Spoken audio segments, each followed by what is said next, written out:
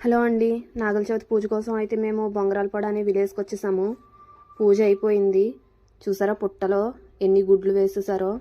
మీకు ఎప్పుడు అనిపించలేదండి ఇలా పుట్టలో గుడ్లు వేస్తే పాము లోపలికి ఎలా వెళ్తుంది, లోపల ఉన్న పాము ఎలా బయటకు వస్తుంది అని. ఓకే, అసలు ఈ నాగల చవితి ఎందుకు చేసుకుంటారు అనేది తెలుసుకుందాం. వీటి గురించి చాలా పురాణ కథలు ఉన్నాయండి. ఇది ఎక్కువగా వివాహం కాని వాళ్ళు, సంతానం లేని వాళ్ళు, సంతానం ఉన్నవాళ్ళు వాళ్ళ పిల్లల క్షేమం కోసం, కుటుంబం కోసం ఉపవాసం ఉండి పూజలు చేస్తారు.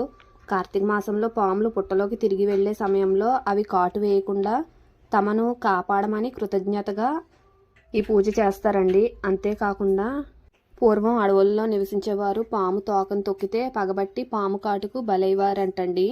అందువల్ల అలాంటి నాగదోషాలు అంటే తెలియకుండా చేసిన పాపాల వల్ల దోషాలు తొలగిపోతాయని, కాటు వేయకుండా ఉండడం కోసం, స్త్రీలు సౌభాగ్యంగా ఉండడం కోసం, తన పిల్లల కోసం నాగపుట్టకు పూజలు చేసేవారంటండి.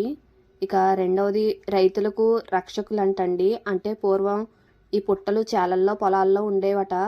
అలా ఉన్నవాళ్ళు అదృష్టవంతులండి. ఎందుకంటే పాములు మాంసాహారులు కాబట్టి అవి పంటను నాశనం చేసే ఎలుకలను, క్రిమికీటకాలను తింటూ పంటను పాడు చేయకుండా కాపాడే రైతులకు సహాయపడేవటండి.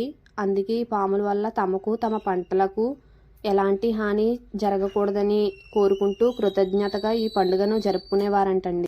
ఇక ముఖ్యంగా ఈ కార్తీక మాసంలోనే ఎందుకు చేస్తున్నారంటే శివునికి ఎంతో ఇష్టమైన ఈ కార్తీక మాసం ఆయన మెడలో ఉండే పాము వలన శివునిని నాగభూషణుడిగా, ఇంకా పాము విషం మింగినప్పుడు నీలకంఠునిడిగా, విష్ణుమూర్తి శేషపాన్పు వలన ఆదిశేషుడిగా, గణపతిని నాగయజ్ఞోపవీతుడిగా, కుమారస్వామిని నాగస్వరూపుడిగా పిలువబడ్డారు కాబట్టి నాగపాములను దైవంతో సమానంగా పూజిస్తారంటండి. ఇక జంట పాములు, వీటిని నాగరాజుగా, నాగదేవతగా పూజిస్తారు. సంతానం లేని వాళ్ళు, గర్భదోషాలు ఉన్నవాళ్ళు మెలికలతో ఉన్న నాగేంద్రుడిని విగ్రహాలకు పూజ చేస్తే పిల్లలు పుడతారని బలంగా నమ్ముతారండి. కాబట్టి ఈ నాగల చవితి ఆచరణలోకి వచ్చింది. ఇక శ్రావణ మాసంలో నాగుల పంచమి చేసుకుంటారు కదండి అందరూ. ఆ శ్రావణ మాసంలో కుదరని వాళ్ళు ఈ కార్తీక మాసంలో ఈ రోజున చేసుకోవచ్చంటండి. ఇక ఈ ఊరి విషయానికి వస్తే పుట్ట దగ్గరికి వచ్చామండి. ఆ పుట్టకి ఎదురుగానే ఈశ్వరుడు గుడి ఉంది. ఇక్కడ శివరాత్రిని చాలా బాగా జరుపుతారంటండి. ఇంకా ఈ గుడి వెనకాల ఒక వాగు ఉందండి. ఇటు వెళ్ళడానికి మెట్లు కూడా ఉన్నాయి. శివరాత్రి రోజున ఇక్కడే స్నానాలు చేసి శివుడిని దర్శించుకుంటారంటండి. ఈ ప్లేస్ చాలా బాగుంది.